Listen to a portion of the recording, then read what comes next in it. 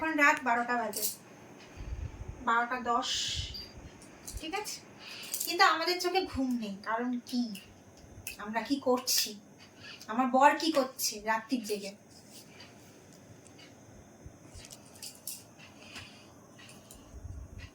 গাছের ভান্ডার। আমরা একটা ডেকোরেশনেরও তো দোকান দিয়ে দিতে পারি, এই যে এত একসাথে।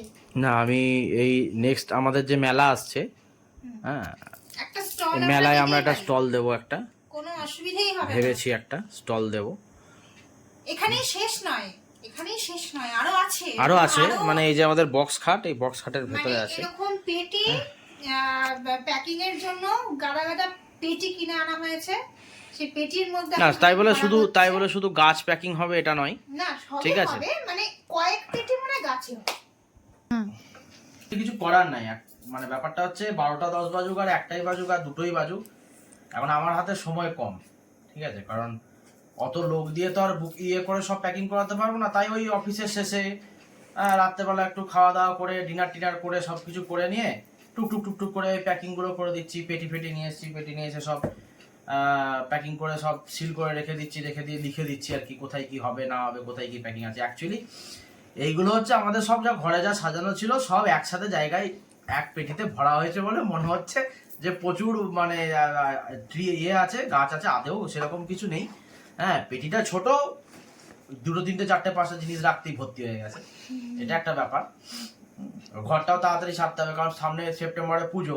এবার পুজোতে শপিং করা আছে বা এদিক ওদিকে যাওয়া আছে, তারপর পুজোয় ঘুরতে বেড়ানো আছে, তারপরে কালী পুজো আছে, ভাইফোঁটা আছে।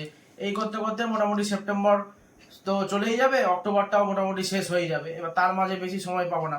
এখন এই সমস্ত ঘরের সব কিছু খুলে প্যাকিং করে সব ঠিক করে রাখা একটা প্রচুর টাইম লাগবে। ওই জন্য এখন থেকে কি করছি, একটু করে টুকটুক করে সমস্ত জিনিস এখন মোটামুটি ঘরে যা সাজিয়েছিলাম, মোটামুটি ঘর সাজানো সব জিনিস খুলে দিয়েছে। সবকিছুই মোটামুটি খোলা হয়ে গেছে। হ্যাঁ, আমার কেমন একটা নেড়া লাগছে, যে কিরকম একটা ঘরটা খালি খালি হয়ে যাচ্ছে। ব্যাপারটা নয়, ব্যাপারটা হচ্ছে এই ঘরে আমাদের থাকতে বিন্দুমাত্রই ভালো লাগছে না, ঠিক আছে? মানে এটা ইভেন্ট, এটা আজকের ডিসিশন নয়, ডিসিশনটা অনেকদিন ধরেই হচ্ছিল। তো ফাইনালাইজ হয়েছে মোটামুটি মাস 2 আগে। এটা আমাদের মোটামুটি অ্যানিভার্সারির পরেই ফাইনালাইজ হয়ে গেছিল যে এই ঘরটা ছাড়বো আমরা, এই ঘরে কোনো থাকবো না, থাকা পসিবল নয়। তার অনেকগুলো কারণ আছে। প্রথমত হচ্ছে সবচেয়ে মোস্ট যেটা ইম্পর্টেন্ট যেটা কারণ হচ্ছে যে ঘরটা হচ্ছে যে পরিমাণ আমি রেন্ট দিই, যে ঘরের যে রেন্ট আমি দিই, রেন্টটা প্রোভাইড করি, সেই রেন্টের তুলনায় এই ঘরটাতে যদি আমার মানে রাস্তার কুকুরকেও যদি ঠ্যাঙানো হয়, ঠিক আছে, যে সেই কুকুরটা ঘরটায় হেগে দিয়ে যা, ও লজ্জায় হাঁকবে না, জাস্ট ঘর থেকে বেরিয়ে যাবে, ঠিক আছে? কারণ ওই মানে যে রেন্টটা দিই সেই রেন্টটা আমি ওর থেকে অনেক বেটার ঘর পাই। এবার এই ঘরটা কেন নিয়েছিলাম না, খুবই তাড়াহুড়ো করে নেওয়া হয়েছে। কারণ 2024-এ যখন মার্চ মাসে আমার বিয়ে, তখন ওই তাড়াহুড়ো করতে করতে একটা ঘর দেখে কোনো রকম ভাবে একটা জাস্ট দেখে আমাকে বুক করে বাড়ি যেতে হবে। বাড়ি গিয়ে বিয়ে করে বউকে নিয়ে এসে একটা আগে ছোট ঘরে থাকতাম, তো বড় ঘরে একটা 2 BHK ঘর নিলাম, ফ্ল্যাট নিলাম। তো সেই ঘরটা এসে থাকবো বলে জাস্ট মোটামুটি ঘরটা জাস্ট কোনো রকম ভাবে দেখে, হ্যাঁ, যে ঠিক আছে, মোটামুটি ঠিকই আছে, ভালো আছে। তাও কিছু প্রবলেম ছিল, যেমন ঘরের দরজা বাঁকা ছিল, যেগুলো আমি পরে বলবো, ঠিক আছে, যে এই ঘরটা ছাড়ার মেন কারণটা কি। তো সবকিছু নিয়েই এত তাড়াহুড়ো করে ছাড়াটার ডিসিশন। তো আর দিনের পর দিন মোটামুটি আজকে 1.5 বছর হয়ে গেল নাকি আমাদের? 1.5 বছর হয়ে গেল। তো 1.5 বছরে আমি যে ভাড়াটা গুনেছি, তো অ্যাটলিস্ট ঘরটা হয়তো দেখে বলবে লোকে ভালো, কিন্তু ঘরে যে সমস্ত প্রবলেম বা যে সমস্ত জিনিসপত্র রয়েছে বা যেগুলো আমরা ফেস করেছি, তাতে আমি যে ভাড়াটা গুনেছি সেটা টোটালি আমার মতে বলে ভস্মে ঘি ঢালা হয়েছে। আর আমরা টাকা দিয়ে মানে খারাপ, ঠিক আছে, প্রথমত সার্ভিস আমরা পেতে চাই না। আমরা টাকা যখন দেব, হচ্ছে ব্যাপারটা হচ্ছে দিনের পর দিন তো আমি টাকা গুনবো, টাকা গুনে যে এই খারাপ যে একটা জায়গা থাকবো, তার হাজার রকম প্রবলেম ক্রিয়েট করা হবে বা প্রবলেম বললে তার সলিউশন করা হবে না। তো আমার মনে হয়েছে যে যত তাড়াতাড়ি সম্ভব চেঞ্জ করে নেওয়া ভালো।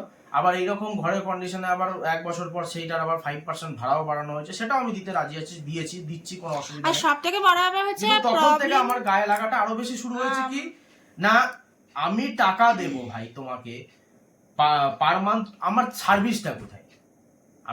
আমার তো দরকার তো সার্ভিস। তুমি ঘর ভাড়া দিচ্ছ মানে যে একটা ছাদের নিচে ছাদ দিয়ে দিচ্ছ, 4টে দেয়াল দিচ্ছ, তা তো নয়। তার আনুষঙ্গিক আরো অনেক কিছু সার্ভিস আছে, সেই সার্ভিসগুলো অর্ধেক লোকে প্রোভাইড করে না। আমি হয়তো জানি না যে আরো যারা ভাড়া বাড়িতে থাকে তারা কি প্রবলেম ফেস করে না করে। তো আমি আজকে 11-12 বছর ডানকুনিতে আছি। হ্যাঁ, 12 বছর মোটামুটি হয়ে গেল। তো 12 বছরে এটা আমার 3 নম্বর ঘর চেঞ্জ, মানে ডানকুনির বুকে দাঁড়িয়ে 3 নম্বর ঘর চেঞ্জ, ঠিক আছে।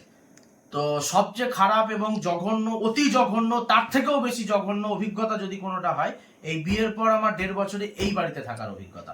সেসব আমি পরে বলবো। আপাতত এগুলো আপাতত এই পেটিটাকে আমি এখন প্যাক করে নিই, প্যাক করে সিল করি। সিল করার পর তারপর বাকি গল্প সমস্ত বলছি, যে কেন ঘর চেঞ্জ করব, বা এই যে প্রবলেম যেগুলো আমি ফেস করেছি, হয়তো অনেকে ভাড়াটিয়া আছে, অনেকেই করে, অনেকেই হয়তো তো নানান অনেকে রকম হয়তো সেই করে। প্রবলেম ফেস করেছে।